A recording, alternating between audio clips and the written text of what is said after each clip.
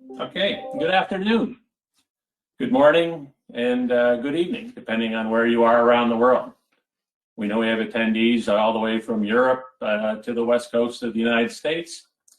And I'd like to welcome you to our first, what we hope will be an annual event, a webinar between Golf Datatech and Atenga Insights. I'm John Krzynowek. I'm one of the managing partners of Golf Datatech. And with me today is Robert Tinterov, the president and CEO of Atenga Insights. And we're here to announce a really exciting new partnership that will allow all of our clients and hopefully clients that we've yet to meet to become more profitable and to price their products to do it. Just a quick overview of what we're going to cover today. It's a 30-minute tops overview of what's going on in pricing research. Time permitting, we are going to take some questions. So if you have questions in your little box to the right, there's a question icon. You can submit it, and our administrator will take care of that. And if you do submit a question, don't worry, everything's confidential. We're not identifying anybody by name or by company. So a little bit about the partnership and how this benefits all of you. I think most of you know Golf Datatech is. We've been in the golf business since 1996, and we do research for golf companies all around the world, on the equipment side, as well as golf specialty retail, pretty much golf courses, anybody who's in golf. So have been around for a long time and have a very broad base of knowledge in the business. Atenga is somebody who's new to the golf industry, and so Robert, tell us a little bit about Atenga. Well, okay, yes. Thank you, John. Thank you for organizing this event. It's going to be interesting to present what we do and how we work, but our company, Atenga Insights, we are specialized in pricing research and identifying willingness to pay for products and services. And we work out of our headquarters in Stockholm, but we have an office in Los Angeles, and we've been doing work for many different industries and markets over the world. So it's going to be really good, and I'm really happy to team up with Golf Datatech to do and get a lot of golfing companies, aware of the possibilities of pricing research the way we do it together. Okay. Thanks, Robert. Yeah, we saw a really great opportunity here to bring this dynamic product that Atenga has and bring it to the golf industry. By combining our connections and insights in golf with their expertise and knowledge of how to do pricing research and how consumers' perceptions of pricing, whether it's golf or in virtually any other product, are similar. So they've done over 1,000 research projects around the world in various product categories with different brands. So they know what they're doing, but they have very limited exposure to golf. And so that's where we come in. So we think this is an opportunity to be a very big win for our clients. Robert, obviously Atenga has a proven track record. As you mentioned, you've done over 1,000 of these. Why is getting pricing correct so important? Well, I mean, like we see, I mean, the strongest lever of improving a business operational result might be looking at pricing, actually, because if you raise the price a little bit and know where the maximum demand lies, you can add a lot of cash to your bottom line. But also, sometimes you don't have the right price for the right segment or the right buyer, and then you might lose and leave money on the table, as we say. So the important thing here is to start using new technology, and the accessibility of the panels, so you can generate and get a better understanding of how people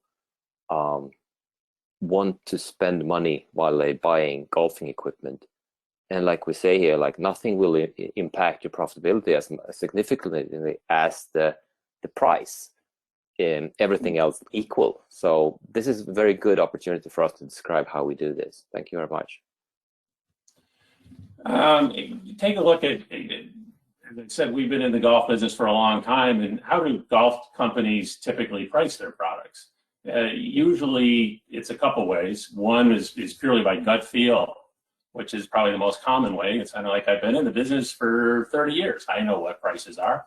And other ways to do it are using historical transactional data like Golf Datatech provides, where you can look at, specifically how much volume is being done at a certain price point by the different channels, and from there you can kind of create a model of where you think the pricing should be, and that's works often.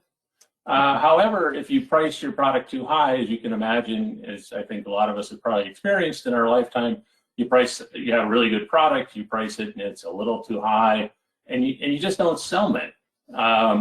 You've kind of crossed over into the abyss, and you're not getting any kind of the volume that you were expecting. The flip side, and perhaps the one that's least well understood, is if you price it too low, it creates an even bigger problem, because, as Robert said, you're leaving profits on the table, and that's certainly problematic, but at least you're selling products. But the reality is you can create the perception that there's something wrong, or that there's your product or your brand has an issue. So getting the exact right price is really critical to making this all work. And as we'll go through this, we'll be able to show you how they can specifically target a price. It's not, it can be a range, but if you want to look at a very specific dollar amount for your product, they're able to do it. I'm going to talk a little bit about the predictive demand analysis and how it works. First and foremost, what's most important is understanding who you're selling to. It's marketing 101 when you were in college. It's understanding who your customer is, getting a representative sample and segmenting it properly. And then we structure a consumer survey that's actually relatively simple, but Atenga has spent a long time perfecting this ability. So there's a consumer survey that goes out that measures the willingness to pay. How much is somebody willing to pay for for a particular driver, or a particular golf bag, a dozen golf balls, whatever it is. And then from there, they use artificial intelligence and some extraordinary analytics, and we've had an opportunity to work with Atenga now for a few months, and have done some projects, and the people they have and their ability to communicate the specifics of these price actions and their impacts are extraordinary, and it's been quite an interesting time for us, just learning something new, something that's not been done in golf before. So that's kind of the way the process will flow. And after you do your consumer survey, you segmented it, you got the right people, and you ask them the questions. Here comes the first in what is a few very important graphs. This is a demand graph for, is that working? Okay, the demand graph for unit sales. And as you can see, this is this is zero volume. This is the units that you would be you'd be able to sell. I'm sorry. And then here would be the price people are willing to pay, going across here on the horizontal axis. And as price goes this way, demand goes up, because when you're down here, you're priced too low, people perceive there's an issue. I was using an example of, if you went to buy a Mercedes and the price tag was, $2,000 or $5,000, most people would say, I don't know, there's something wrong with that. I'm not interested. And then as the price goes up, you start to see more and more people interested. Here you see a big bump, and then ultimately demand maximizes in this plateau here, and then you reach a point where people start to worry that the price has gotten too high. and they're just like, I can't afford to spend that much on this product, and so demand for that product then starts to fall, and that's what you see here, and it oftentimes falls in some stair step type movements that we'll talk about in a minute, because that's particularly relevant. So that's demand for units. That's how many golf bags you're going to sell of this particular model, or how many at this price, or how many dozen golf balls. However, most of us are more concerned about revenue. And, we can't take unit sales to the bank, but we can take revenue dollars to the bank. And that's what certainly upper management oftentimes wants to see. So, Robert, take us through what happens when we add pricing into this analysis on unit sale. Okay, thank you very much, John. I mean, like John just explained, the red graph is demand at different price points, as you can see. And what you need to know is where these steps are. And I also want to emphasize on that the research we do is based on a unique project per client and per product and per segment. So you will have understanding of how this red graph differs between different features or different personas or different products or brands even. But since we know the demand and we know the price point, we can plot the revenue.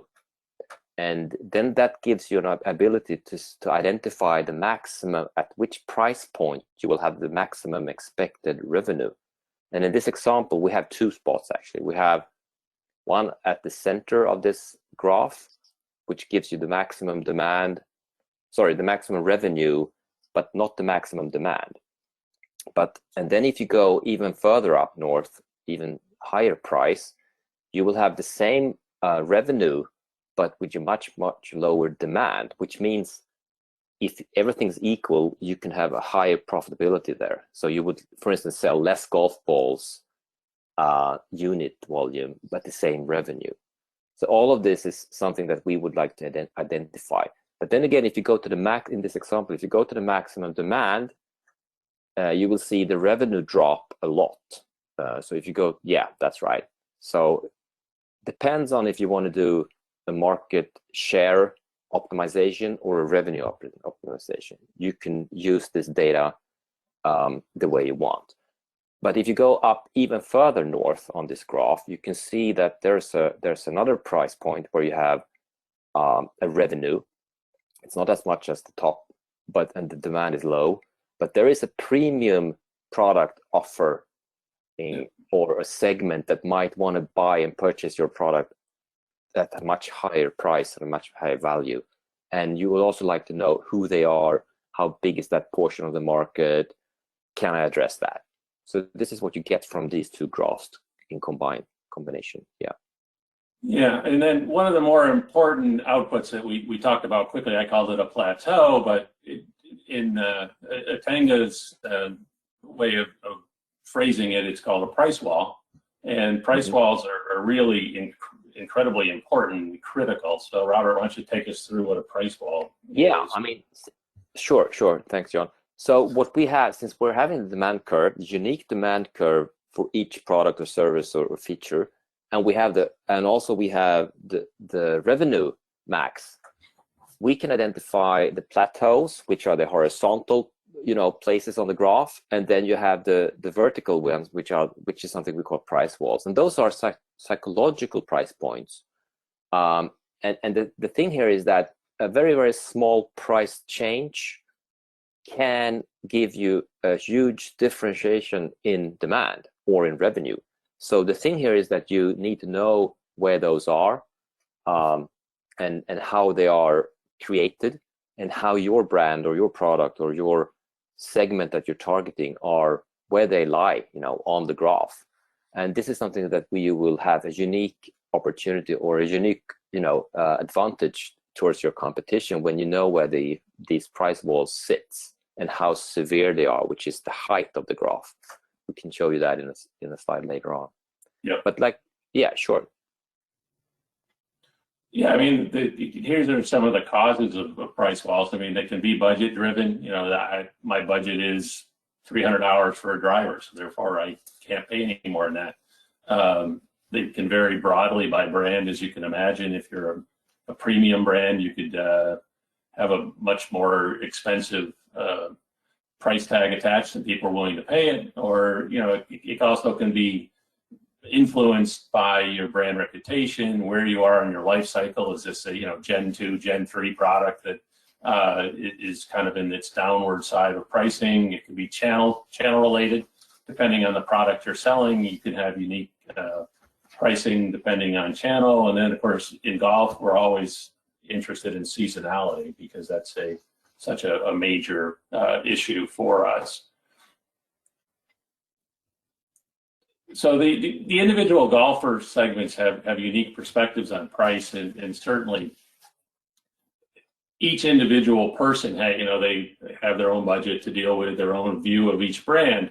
However, when you add and aggregate multiple people together, that's where you create these unique demand graphs and create the price walls. And here's an example.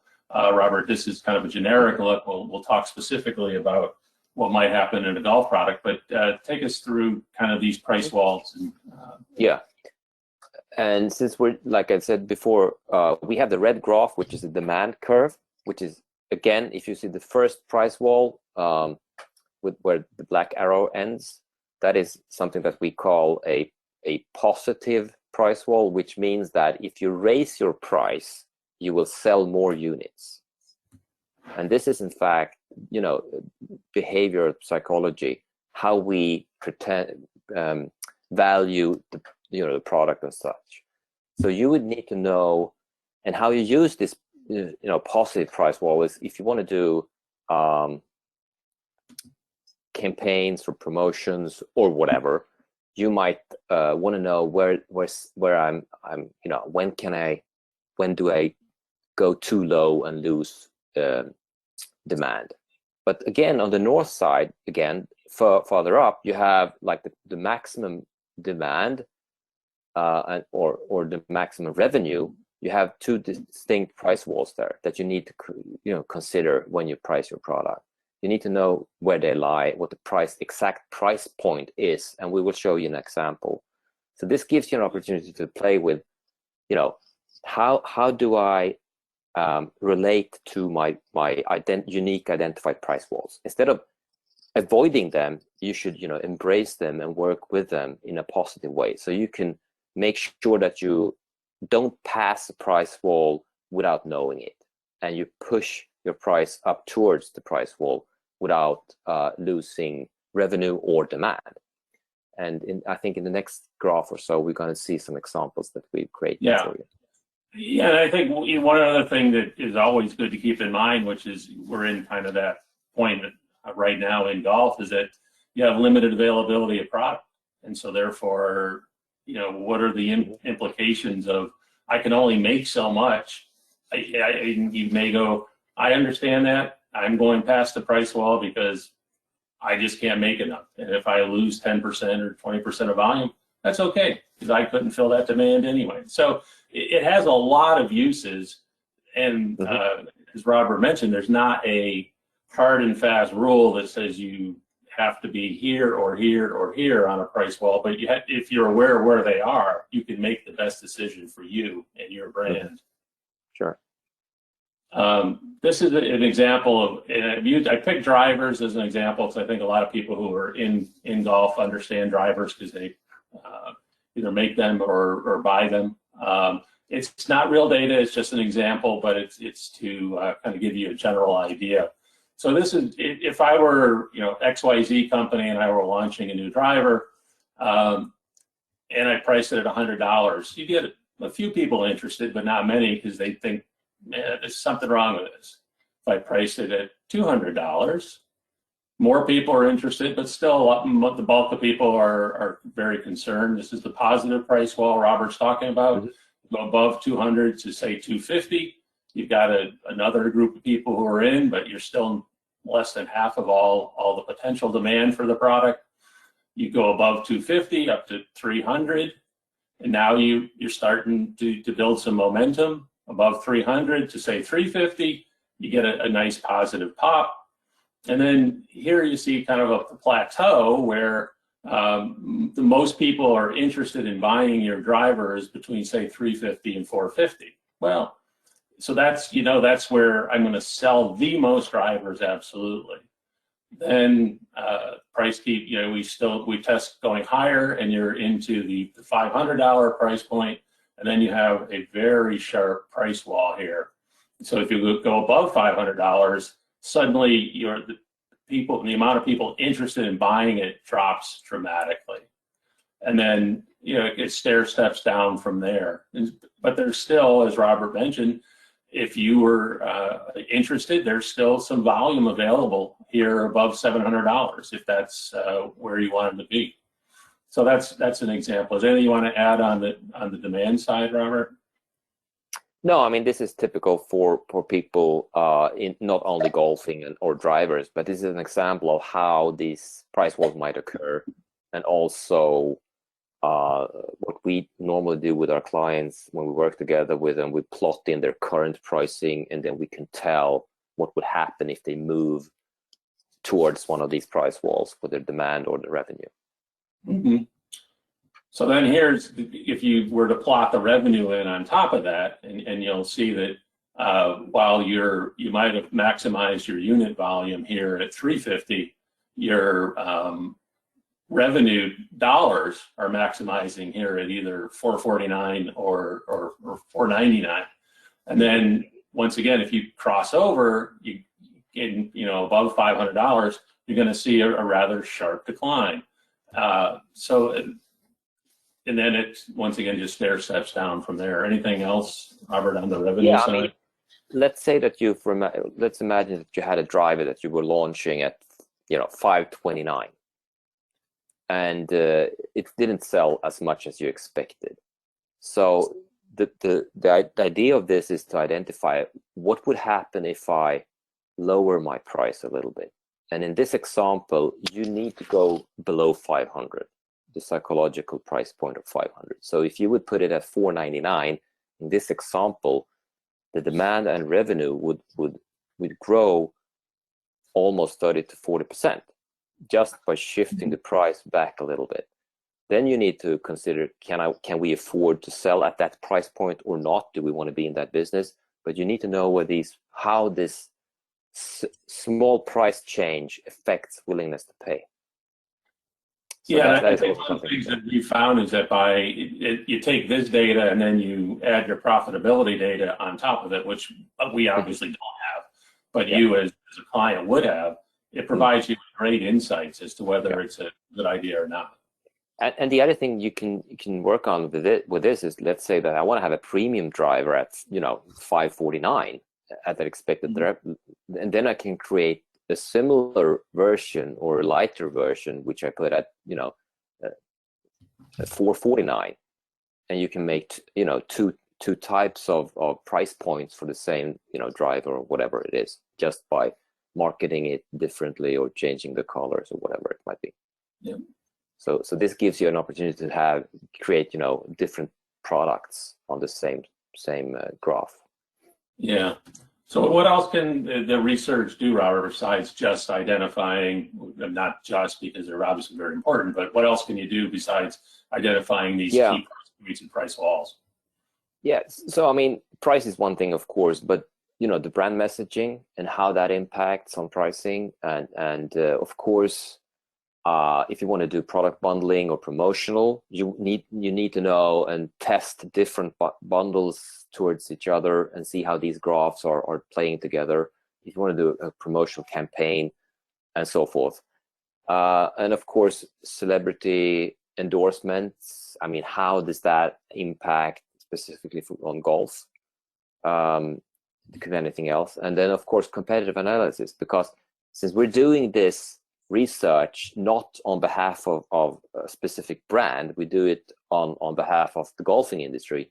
We can add in your competitors, and you will have the opportunity to get the same precision and the same data on your competing brands or competing products, and then you will have, you know, intel on how would my competitors' price work towards their price walls or the price walls we identified. So this is something we can add a competitive analysis on top of that. You know, and this is what we normally, these 4 different you know, options or messaging is something that we, you know, always deliver in all of our projects. So you will have these as well as the optimum price point. Okay. So from there, it's like, how does this process work? Well, as I mentioned earlier, it's a consumer survey, and we basically have to, you know, meet with a client and agree with who the sample is. Typically, we use the Golf Datatech database. If it's in this case, it's a golf-specific product, so obviously we would use our database if we can. Collect all the data. Atenga has all these experts in the AI software that evaluates and analyzes the data. We come back to you, we present the data to you, and it's 6 weeks or less. And so it's a fast, effective means to get insights that help you run your business more effectively and profitably.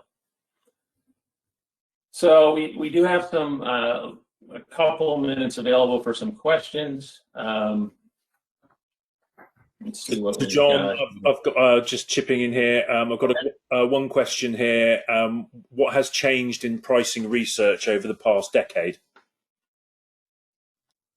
Robert? Yeah, I mean, so one obvious thing is that the accessibility of the respondents and, you know, and software, which makes it easier to create these projects faster at a price point which is much lower than before, and since the turnaround is much quicker nowadays, you can have the result and work on it immediately rather than doing it like a strategic project. So the operational part can benefit from this, and this is due to, you know, technology. You know, we have our own software, our own engine that we create these graphs, and then in combination with accessibility of online respondents that are online, actually. Those are the 2 main factors, I would say. Okay. Hey, Robert, also about the, is this product work for services as well as hard goods? Like, you know, to use it for tea times or Oh yeah, travel sure. packages, or yeah. I mean, we constructed the surveys and our software, if you like, to be able to work on products and services, on, you know, business to consumer and even business to business sometimes, and also direct consumer, of course. So it works for both. Okay. Okay, just another question here. How long does it normally take for a project, and yeah, how long does it take to complete typically? Yeah, I mean, so what we say, like we said in this presentation, is up to 6 weeks for a standard project, and that is a bespoke project uniquely created for each and every client. So it could be for manufacturer A, we want to do on our new driver series in UK or in the US as a one market, and we do that in 6 weeks, and the time that we need to spend with the team on the other side, I mean, the manufacturer, is a few hours to having a discovery session where we understand and get a deep understanding of the product itself, the market segment, the target audience, and then we create the survey, the research design, as we call it, together with Golf Datatech, and we take care of the launching of the service, and then we deliver it. And the idea is that once you receive the data, the recommendations, and all these pricing intel, you can directly act on it.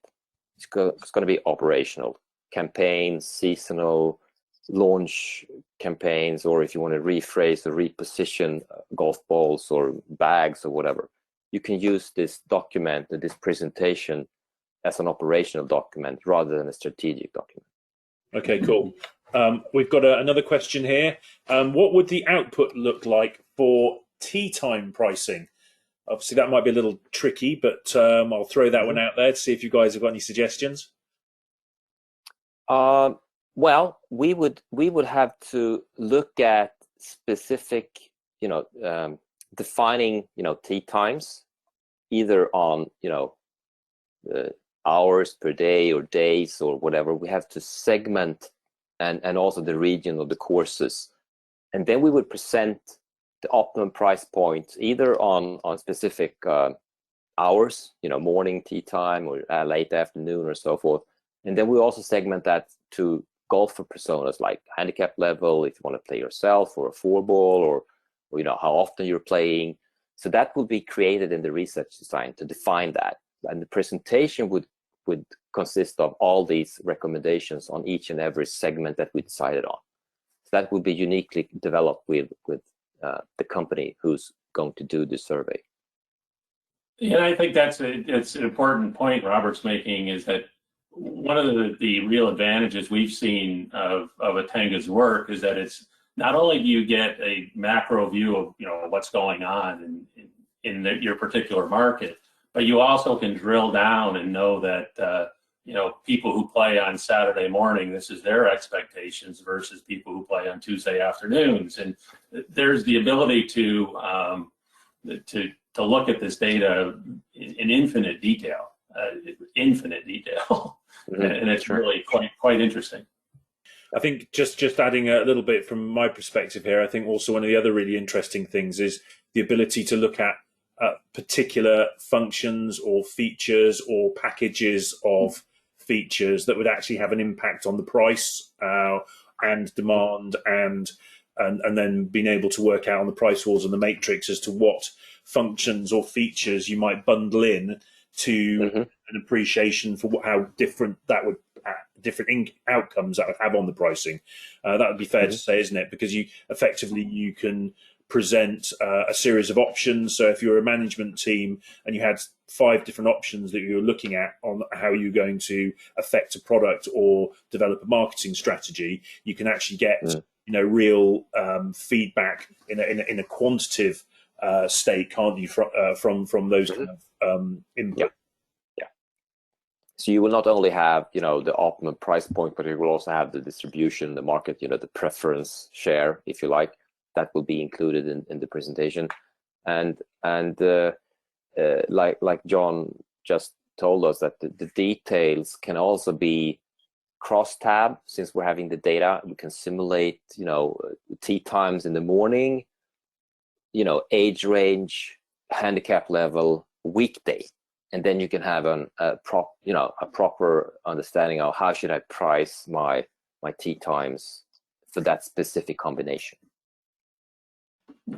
Okay, just one more question, because there's quite a lot of detail in this, so you just have to bear with me, boys. How can you identify the influence of RRP to a new price to expected demand? So, i.e., a $500 driver to $450 will potentially increase demand, but a $500 driver to $350 should give more demand, but obviously less profitability. So actually, you can model that in, can't you, based on the demand curves that you build? Yeah, I mean, so if we're looking at 500, I think it was 450 and 350. Yeah. Maybe the 350 price point isn't profitable at all. Maybe you're not able to sell the current product at that price point. So then you have 2 ways to go. Either you stop selling it and not promoting it, or you identify those who want to pay 350 and see if you can create a product or driver in this case that you can sell at that price point. So that's a really excellent point. So some of the data can not only affect the product you're presenting, but it can also give you a very clear indication as to the market segment that you should actually be trying to market to and where those people might be. Yes, sure. And that could be sales channels, sales outlets. For instance, I mean, direct consumer or Amazon or golf pro shops and so forth. You can segment all the data to these sales outlets and see the unique demand curves, and also you can do comparisons, of course. Okay, one more. Sorry, boys, they keep coming thick and fast, but at least people are interested, so that's good. So one Sure. question here is, in your experience, do most American companies underprice their product? Well, I wouldn't say that this is an American issue, because we've been doing, I guess, in over 40 countries in all the continents, and we would say that we tend to see this all over the place, in every industry, in every market. So that's why we keep saying that, stop leaving money on the table, because that is what we see. Not every time, but very, very often in any different business segment or product category. That is my experience. And that would apply for products and services. Sorry, there was a few dots Yes. at the end of this. And any just a little nuggets as to why that might be is.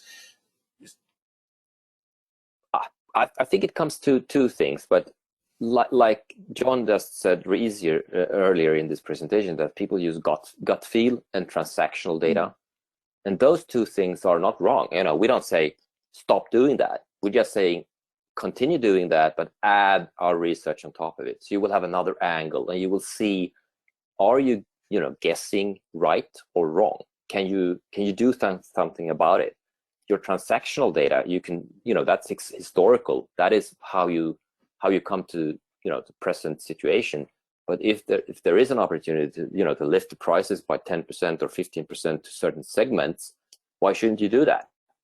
We can always identify a segment or a product combination or a product feature that will drive higher willingness to pay. But then it's up to the supplier if they can address that or not. But we can give them the insight and the data that will give them some intelligence to work on for future product or future pricing. So I think that's because gut feel and transactional data is not the true real value that you have in your business. Okay. But any business, all of the markets we're working with, has a similar situation. So that this wouldn't be unique for the golfing industry, but it's typical what we've seen when we're doing these golf projects that we've been doing so far. Okay. Well, and it's a great example. Say if you just think if you were a golf club manufacturer and you could sell, and you were selling 100,000 drivers, and you could get an extra $10 ASP on each driver. And that's $1 million in extra revenue to you or extra profit to you as a brand. So it can have huge implications. Yeah, and likewise, I suppose you could also see that you might be selling it for $5 too much, which if you were able to cut the price, you may spike a significant increase in demand. Inevitably, there's a couple of questions here to give. Can you give typical costs of projects? I suppose with all the variables and the various countries that the projects could take place in, that's a pretty long as a piece of string question. But I don't think you guys got any comments about that. Well, I mean, there's just most of these are bespoke projects, as Robert said, so they're unique to each individual client. They typically will start around 25 grand, but they can go up from there. It all depends how, and that's US, how detailed you want it to be, how broad you want to delve into a marketplace. If you want to get into, doing competitive analysis, well, now you got a lot more data that you got to churn through. So it will vary dramatically from client to client, but it just depends on what you want. And while that, the important thing to remember is that, as I just said, if you could increase your average selling price by just a little bit, what is the impact of that on your bottom line? This kind of research can pay for itself in no time. Yeah, there's almost the opportunity for instant success, isn't there? With the fact, and with a lot of with some of the longer term projects like product design and things along those lines, those can obviously have quite long lead times, etc. But defining where a price point sits or where a product's going to market, able to just affect the price by a small amount, can, as you highlighted a few seconds ago, obviously have significant financial implications. Okay. Okay, so we've had All a right. good run there, chaps. I haven't got anything else from anyone that I Okay. can see there. We've had really good participation, and most people have been paying attention, so that's really good. So we'll let you guys wrap up, and thank everyone for their time. Okay. So in terms of what's next, hopefully we've been able to pique your interest and get you to the next level where you'd like to talk to us in person. You can either contact Golf Datatech through the info@golfdatatech email address. You can call us at 407-944-4116. You can go to our website, golfdatatech.com. Any of those are certainly easy ways to contact us. We also will be following up with anybody who's been watching this webinar to get your interest level.